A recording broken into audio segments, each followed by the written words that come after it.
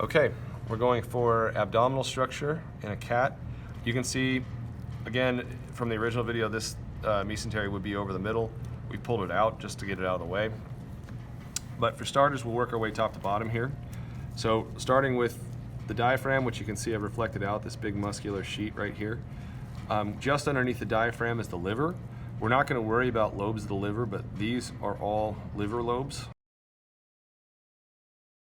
So the liver takes up a pretty substantial portion. Gallbladder is right here. Moving just underneath the liver is the body of the stomach. And again, I know you can't feel this, but this is very, very smooth and muscular and very tough. And it starts right here where the esophagus empties into the stomach. Body of the stomach moves down into the pyloric region of the stomach, which is right down in here.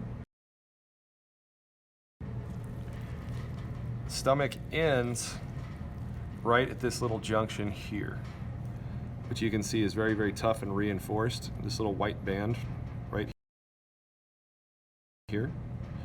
And that is the pyloric sphincter. So that's the sphincter that shuts off the stomach from the duodenum, which is below it.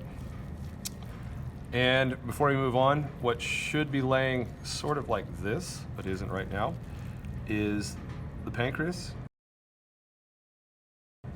which you can see has sort of a long shape, very long lobed structure.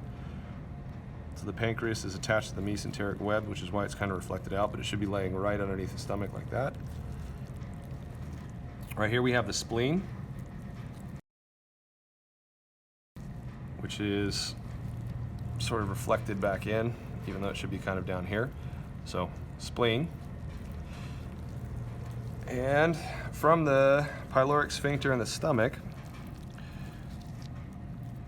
you can see this green spot in the intestines right here. This is where the common bile duct empties into the duodenum. So the reason it's sort of staying green like that is because of leftover bile and leftover bile salts. So the gallbladder empties through this duct right here directly into the duodenum, which starts here. Duodenum is the first part of the intestine. So the small intestine sort of works its way down here like this. This is all duodenum. Right until you reach, let's see here. See if I can find this stupid thing.